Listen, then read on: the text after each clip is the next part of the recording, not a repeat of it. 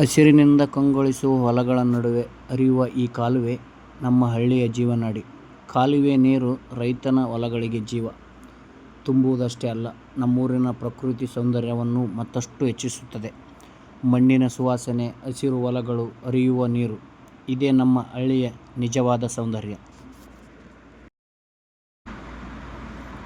ಹಳ್ಳಿಯ ಹೊಲಗಳ ನಡುವೆ ಹೀಗೆ ಹರಿಯುತ್ತಿರುವ ಈ ಕಾಲುವೆ ನೋಡೋಕ್ಕೆ ಎಷ್ಟು ಸುಂದರವಾಗಿದೆಯಲ್ಲ. ನಗರದ ಗದ್ದಲದಿಂದ ದೂರ ಹರಿಯುವ ನೀರಿನ ಸದ್ದು, ಹಸಿರು ಹೊಲಗಳು, ತಂಪಾದ ಗಾಳಿ – ಇದೇ ನಮ್ಮ ಹಳ್ಳಿಯ ನಿಜವಾದ ಸೌಂದರ್ಯ.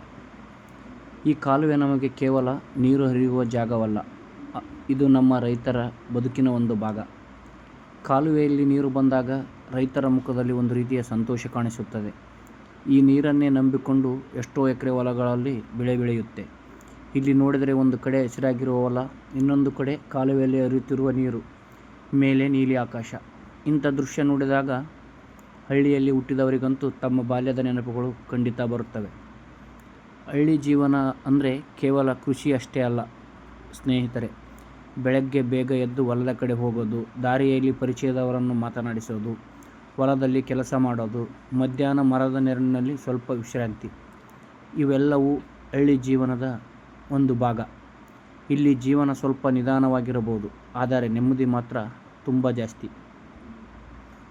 ಒಬ್ಬ ರೈತನಿಗೆ ನೀರು ಅಂದರೆ ಎಷ್ಟು ಮುಖ್ಯ ಅನ್ನೋದನ್ನು ರೈತನಾಗಿರುವವರು ಮಾತ್ರ ಚೆನ್ನಾಗಿ ಅರ್ಥ ಮಾಡಿಕೊಳ್ಳಬಹುದು.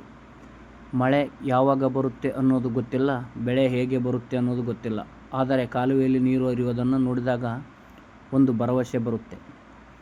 ಈ ವರ್ಷ ಬೆಳೆ ಚೆನ್ನಾಗಿ ಬರಬಹುದು ಅನ್ನೋ ನಿರೀಕ್ಷೆ ಹುಟ್ಟುತ್ತೆ. ಆ ನಿರೀಕ್ಷೆಯಲ್ಲೇ ರೈತ ತನ್ನ ಹೊಲದಲ್ಲಿ ದುಡಿಯುತ್ತಾನೆ. ನಮ್ಮ ಹಳ್ಳಿಯ ಇಂತಹ ಜಾಗಗಳನ್ನು ನೋಡಿದಾಗ ಒಂದು ಮಾತು ನೆನಪಾಗುತ್ತೆ. ದೊಡ್ಡ ದೊಡ್ಡ ಕಟ್ಟಡಗಳಿಗಿಂತ ಈ ಹಸಿರು ಹೊಲಗಳು ನಮಗೆ ಹೆಚ್ಚು ಸಂತೋಷ ಕೊಡುತ್ತವೆ. ಕೃತಕ ಸೌಂದರ್ಯಕ್ಕಿಂತ ಪ್ರಕೃತಿಯ ಸೌಂದರ್ಯವೇ ಬೇರೆ. ಈ ಕಾಲುವೆ, ಈ ಹೊಲ, ಈ ಮಣ್ಣು ಇವೆಲ್ಲವೂ ನಮ್ಮ ಬದುಕಿನ ಜೊತೆ ಬೆಸೆದುಕೊಂಡಿವೆ. ಸ್ನೇಹಿತರೆ, ನಿಮಗೂ ನಮ್ಮ ಹಳ್ಳಿಯ ಈ ಪ್ರಕೃತಿ ಸೌಂದರ್ಯ ಇಷ್ಟವಾದರೆ ವಿಡಿಯೋಗೆ ಒಂದು ಲೈಕ್ ಕೊಡಿ. ನಿಮ್ಮ ಊರಲ್ಲೂ ಇಂತಹ ಕಾಲುವೆ, ಹೊಲ ಅಥವಾ ಸುಂದರವಾದ ಜಾಗ ಇದ್ದರೆ ಕಾಮೆಂಟ್ನಲ್ಲಿ ತಿಳಿಸಿ.